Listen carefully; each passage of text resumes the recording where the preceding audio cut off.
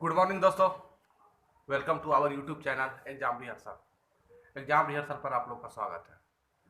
और आज रोज की तरह आज मैं एक फिर खास मुद्दा पर एक टॉपिक लेके आया हूँ।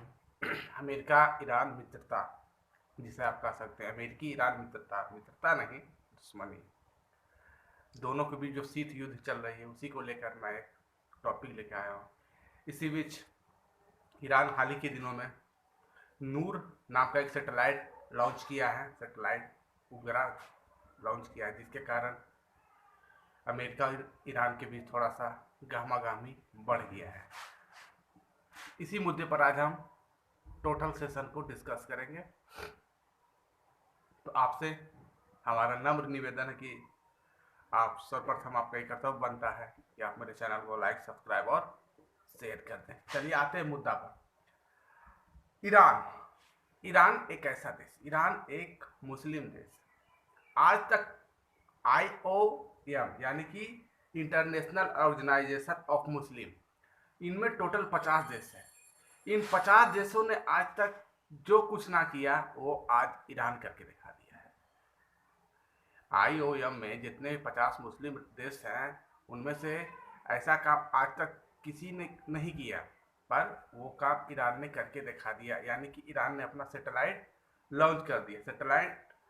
सैटेलाइट जो है नूर नाम का सैटेलाइट लॉन्च किया। अब ये सैटेलाइट कितना दूर पर लॉन्च किया, पृथ्वी से कितनी दूर की ऊंचाई पर लॉन्च किया? ये 425 किलोमीटर की ऊंचाई पर लॉन्च किया है।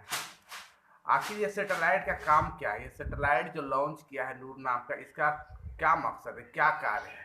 तो इसका मेन मकसद, जैसे आप लोग शादी ब्याह आजकल होता है, आपके आस पड़ोस घर परिवार में जब शादी विवाह होता है तो एक ड्रोन कैमरा सा चल पड़ा है आजकल का। एक ड्रोन कैमरा रहता है जो शादी में ऊपर उड़ते रहता है, नीचे से एक आदमी उसका फोटो खींचते रहता है। मतलब फोटो खींचता नहीं, उसमें देखते रहता है कि कौन ड्रोन चल रहा है, शादी में कौन कितना खाना खाएं, कौन आदमी क्या कर रहा है, बड़े वाले फूफा जी कितने रसगुल्ले खाएं, छोटे वाले ताऊ जी कितना क्या खाएं, वो सब ड्रोन जो उसकी फोटो खींचते रहता है। और वो फोटो खींच के जो जिनके घर में शादी हो रहा है वो उसको देखते रहते हैं। बड़े वाले फूफा जी ने तो 100 रसगुल्ला खाए, पर पैसा कितना दिया? 51 रुपया। जिससे पता चले, तो यही काम है सैटेलाइट का, यही मेन काम है सैटेलाइट का।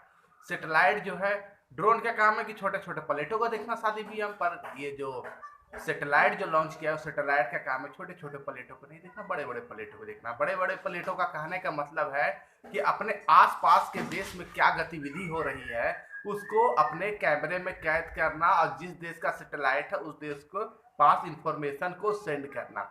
मोटा मोटी सरल भाषा में आप लोग ये समझ सकते हैं सैटेलाइट का यही काम है। ठीक है। अब ये कितना दूरी पर भेजे हैं? 425 किलोमीटर पर भेजे हैं। और भारत जो है, भारत तो जानते ही हैं चांद पर भी भेज चुका है, मंगल पर भी इनका अंतरिक्ष यान जा चुका है, चांद मंगल ये सब पर भी मतलब क्या बोलते हैं सैटेलाइट जा चुका है। सॉरी, एक होता है लो अर्थ ऑर्बिट। लो अर्थ ऑर्बिट जो होता है 200 से 2000 किलोमीटर की ऊंचाई को हम कहते हैं लो अर्थ ऑर्बिट। जैसे आप लोग केमिस्ट्री में पढ़े होंगे कि केमिस्ट्री में केंद्र होता है, केंद्र नाभिक के चारों ओर इलेक्ट्रॉन क्या करते हैं? चक्कर लाया करते हैं। उसी तरह से पृथ्वी के चारों ओर चक्कर लाया करते हैं। कौन? सैटेलाइट पृथ्वी के चारों ओर चक्कर लाया करते हैं। तो जैसे मान लिया जाए सपोज दैट, मान लिया जाए सपोज दैट ये पृथ्वी, मान लिया जाए सपोज दैट ये क्या है? पृथ्वी है। तो ये पृथ्वी का टोटल हिस्सा में चक्कर लगा पाएगा? नहीं ना।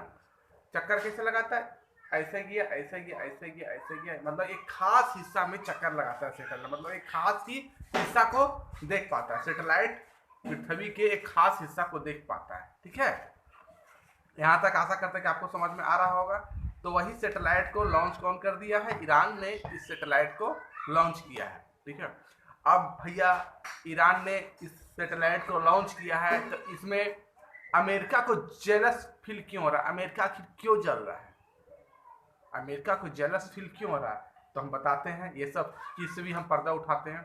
आखिर उसको जेलस फील इसलिए हो रहा है जिससे सैटेलाइट, जैसे आप लोग बचपन में रॉकेट देखे होंगे, बचपन में आप लोगों ने रॉकेट देखा होगा, तो रॉकेट के ऊपर में इस प्रकार का बना रहता है, भुजाकार बना रहता है, इसी में और जिससे सैटेलाइट को भेजा भेजा जाता है, सैटेलाइट के ऊपर में भी इस आकार का, सैटेलाइट भी एक प्रकार का रॉकेट से ही भेजा जाता है, तो उसमें भी इस प्रकार का बना रहता है। इस प्रकार के जो आकृति ऊपर में होता है उसको कहते हैं पेलोड कहते हैं। और उसी में सैटेलाइट जो है, उसी में क्या रहता है, उसी में सैटेलाइट रखा रहता है, ठीक है ना। उस सैटेलाइट को नीचे वाला भाग तो अलग हो जाता है, वही सैटेलाइट क्या होता है, ऊपर में पेलोड में जो सैटेलाइट रहता है वही सैटेलाइट ऊपर में चला जाता है और लो अर्थ ऑर्बिट में पृथ्वी का चक्कर काटने लगता है और वो पृथ्वी की फोटो मुहैया कराते रहती है। तो आप आशा करते हैं कि सैटेलाइट के बारे में आप समझ चुके होंगे। चलिए आपको समझने के लिए एक मैं वीडियो क्लिप लाया हूं, उस वीडियो क्लिप को आप थोड़ा सा देखिए, देखने के बाद आपको समझ में आ जाए। चलिए वीडियो क्लिप स्टार्ट किया जाए। में देखेंगे 2 आरसीएस रॉकेट इग्नाइट होंगे। 5 4 3 2 ignition आरसीएस 0 +1 प्रथम चरण और 4 स्टेप ऑन रॉकेट प्रज्वलित हो गए हैं और रॉकेट अपने गंतव्य स्थान की ओर बढ़ने लगा है। आसमान एकदम पूरा नीला है और आप बिल्कुल तरह देख सकते हैं बहुत दूर तक रॉकेट की उड़ान को। We have a perfect liftoff. The PSLV visible in the clear skies, thrusting at its full power. With the first stage and all the 4 platforms burning, negotiating their first gun and lifting away from the launch pad. करते हैं कि आपको video clip देखने के बाद कुछ ना कुछ अनुभव हुआ होगा। उसके ऊपर में जो पेलोड टाइप का था त्रिभुजाकार, उसी के अंदर सैटेलाइट रखा रहता है, उसी को भेजने का काम किया जाता है। अब जो है अमेरिका क्यों डर रहा है, मतलब मुस्लिम राष्ट्र जो है आईओसी नहीं IOM, International Organisation of Muslim, इसमें टोटल 50 देश है। 50 देश में एक ईरान ही इकलौता ऐसा देश है जिन्होंने ये सैटेलाइट को लॉन्च कर सका है और अपने बलबूते लॉन्च किया है, किसी का मदद भी नहीं लिया, किसी का मदद ले भी नहीं सकता, कोई उसको टेक्नोलॉजी में मदद नहीं किया है, वो अपने खुद के दम पर ये सब काम किया है, ठीक है। खुद के दम पर इसलिए किया क्योंकि अमेरिका जो है विश्व भर में 3 देशों पर कार्सा लगाए हुए हैं। अमेरिका विश्व भर में 3 देशों पर कार्सा लगाए हुए, कार्सा का मतलब उस पर प्रतिबंध लगाए हुए, जिसके तहत जो कौन कौन देश है, एक तो ईरान है, एक है नॉर्थ कोरिया, हमारे किंग कॉन्ग चाचा जिसको कहते हैं, नाम भी उनका अटपटांग टाइप का, और तीसरा देश है रसिया। रसिया पर भी ये जो है कार्सा लगाए। इसके अंतर्गत जो देश इन 3 देश के साथ व्यापार करेगा, अमेरिका उसके साथ व्यापार नहीं करेगा, जिसके डर से इन 3 देशों के साथ कोई व्यापार नहीं करता, कोई अपना टेक्नोलॉजी साझा नहीं करते। ये 3 देश अलग थलग से पड़ते गए हैं, ठीक है। जिस कारण इंडिया और ईरान एक समय था कि इंडिया और ईरान में काफी घनिष्ठ मित्रता हुआ करती थी, पर अमेरिका के कारण, अमेरिका के दबाव के कारण इंडिया और ईरान में थोड़ी सी दोस्ती में दरार सी आ गई है, जिस कारण हाल ही के दिनों में आप सुने होंगे कि ईरान से जो हमारा क्रूड ऑयल आया करता था, अब आजकल अमेरिका से आने लगा है। चलिए इधर उधर की बातें ना करते हुए हम आते हैं, सीधे टॉपिक पर आते हैं। तो यूएन ने कहा, अमेरिका ने कहा है ईरान को, ईरान एक ट्रीटी साइन किया हुआ था, उस ट्रीटी के, यूएन का एक ट्रीटी है, उसको साइन किया हुआ था। इस ट्रीटी के अनुसार यह कहा गया था कि ईरान जो है कभी भी भविष्य में कोई भी मिसाइल का प्रक्षेपण नहीं कर सकता है। तो वो तो इस प्रकार से यूएन का ट्रीटी को तोड़ दिया है। कौन? ईरान कौन क्या तोड़ दिया? यूएन का जो ट्रीटी पर जो साइन किया था वो तो टूट गया, क्योंकि उसमें मिसाइल के तहत उन्होंने सैटेलाइट को भेज दिया। तो ईरान का कहना ये है, इस मुद्दे पर ईरान ने अमेरिका का, यूएन को ये बात कहा है कि मैंने मिसाइल का प्रक्षेपण नहीं किया है, मैंने सैटेलाइट का प्रक्षेपण किया है, ठीक है। मैंने क्या किया है? सैटेलाइट का प्रक्षेपण किया, मैंने तो आसमान में सैटेलाइट भेजा है। अमेरिका को डर सताए हुए, अगर वह पेलोड जो होता है, मिसाइल सिस्टम जो है, ठीक है ना, पेलोड मिलिट्री सैटेलाइट छोड़ा है, अगर वो पेलोड में भरकर जब सैटेलाइट आसमान की ओर फेंक सकता है, तो वो पेलोड में भरकर न्यूक्लियर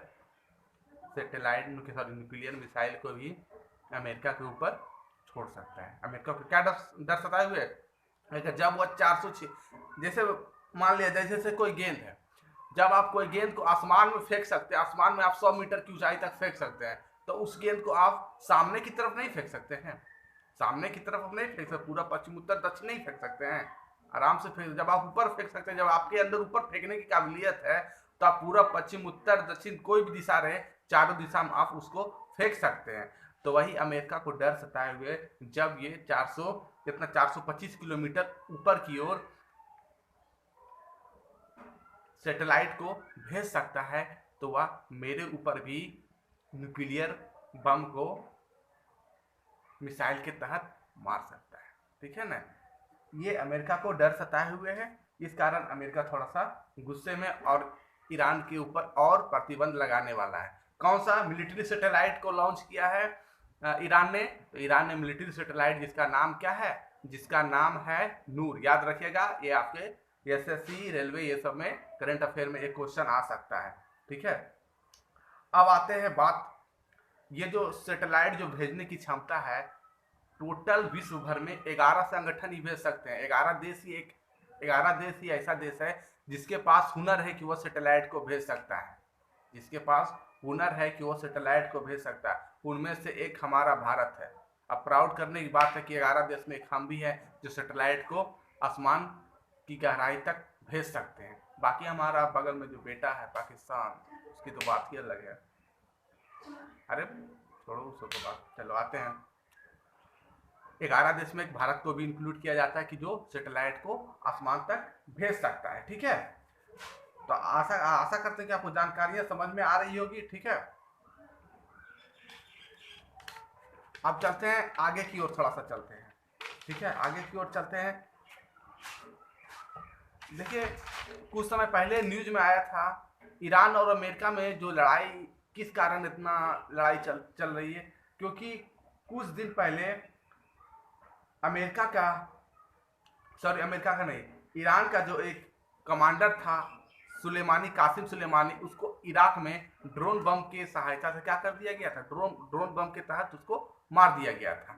अमेरिका का जो ईरान का जो कमांडर इन चीफ था कासिम सुलेमानी, उसको इराक में क्या चीज के तहत मारा गया था? ड्रोन से हमला करके उसको मार दिया गया था, जिस कारण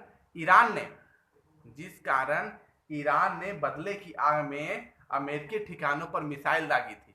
पर वो मिसाइल जब ईरान ने दागी थी तो किसी को कोई नुकसान नहीं हुआ था, बस उसको अमेरिका को डराने के खातिर ही उन्होंने मिसाइल दागी थी। किसने? ईरान ने। तो इस कारण तब से इन दोनों के बीच युद्ध चला आ रहा है, और ये युद्ध आगे चल के कौन सा रूप लेगा, क्या होगा, ये तो भगवान जाने। आशा करते हैं कि मेरे द्वारा समझाया गया आज जो हम टॉपिक समझाए हैं वो आपको समझ में आया होगा। ठीक है, तो अगर मेरे द्वारा ये जानकारी आपको अच्छी लगी हो तो आपका परम कर्तव्य बनता है कि मेरे चैनल को लाइक, सब्सक्राइब और शेयर करें। ठीक है, ऐसे चलिए, ठीक है, धन्यवाद। तब तक के लिए धन्यवाद।